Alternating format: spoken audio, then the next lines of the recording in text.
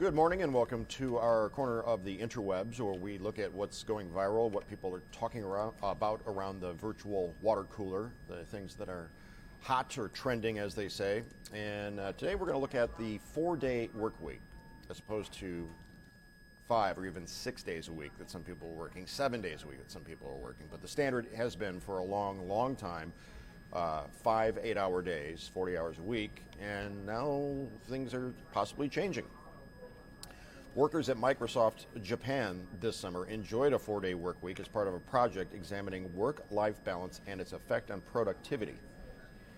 The tech giant last month released a report saying the experiment resulted in a 40% increase in productivity. As part of Microsoft Japan's Work-Life Choice Challenge, the company closed its offices every Friday in August, with full-time employees still receiving their normal 5-day paychecks. The program aimed to improve productivity and creativity, and one would think morale among workers. Yeah, and it's important to note for Microsoft Japan's experiment, they didn't increase the number of hours worked on the 4 days either. It was the Friday was treated as paid time off. And if I'm not mistaken, Japan has a problem with a mostly male workforce as a point of pride, staying at the office long hours, basically only returning home to sleep, and then going back to work.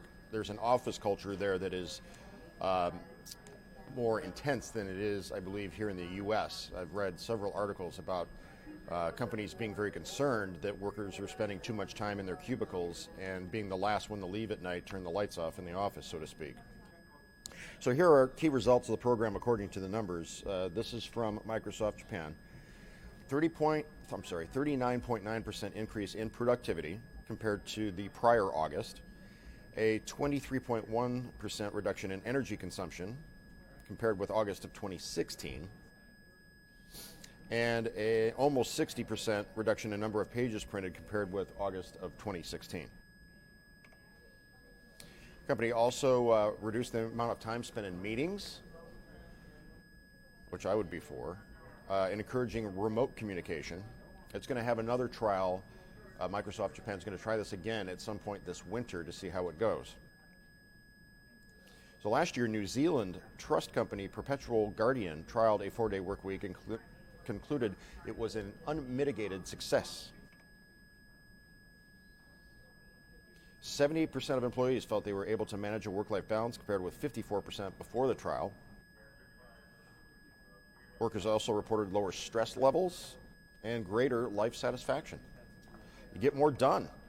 More time to go to the grocery store, go to the bank, get your banking done, running the kids around town, maybe squeeze in a round of golf, or whatever the case may be.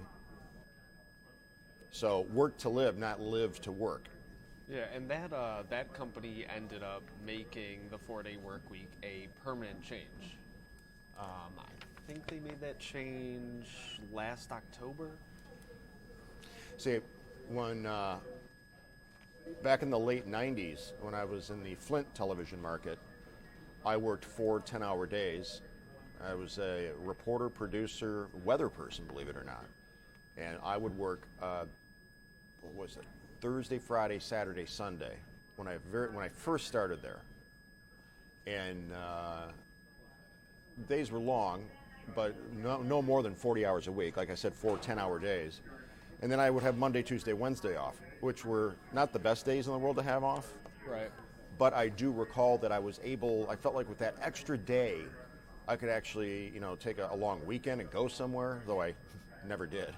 I could get stuff done, go to the dry cleaner, laundry, all that kind of stuff. It made a difference having that third day off. And I was 27, single, no kids.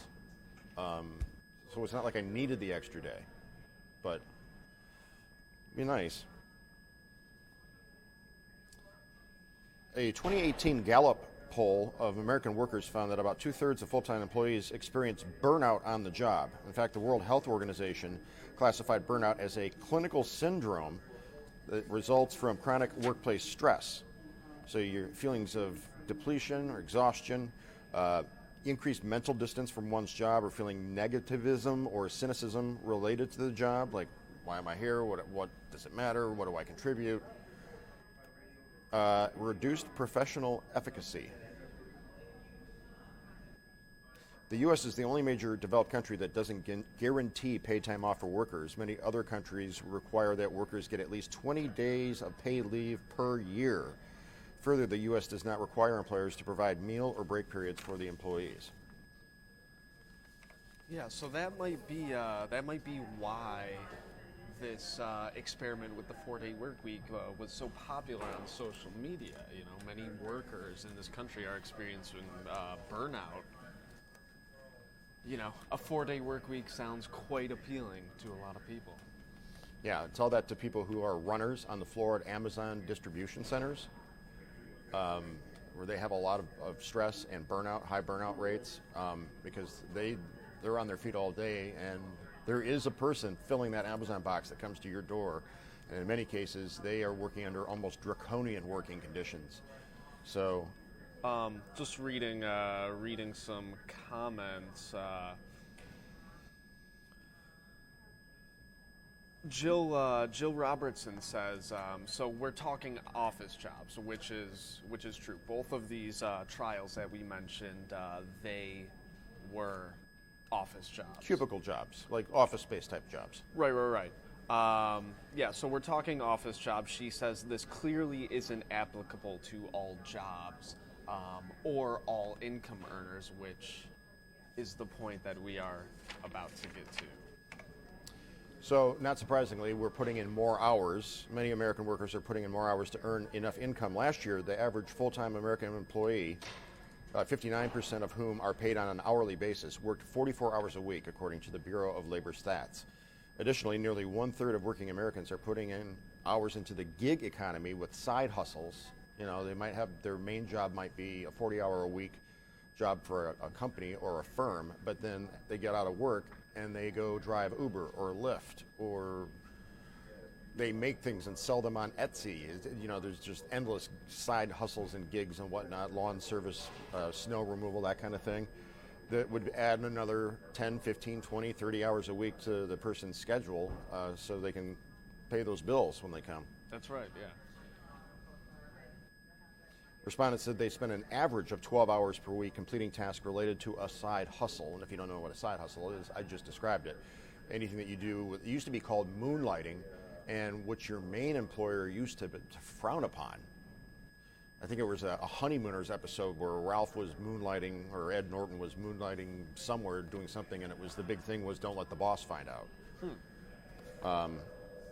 Because, you know, the thought was, well, if you're doing the side hustle, are you really paying attention to your main gig, or is all your energy, you know, focused on the main company that you work for? Or worse, are you doing your side hustle on company time?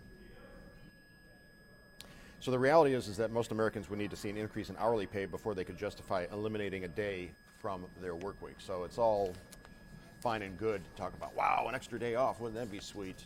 But I have a feeling in this country, it would probably be more likely that it would be a 4-day week, but you'd have more hours each day in order to, I don't think we're going to roll back 40-hour work weeks. Yeah. To 32.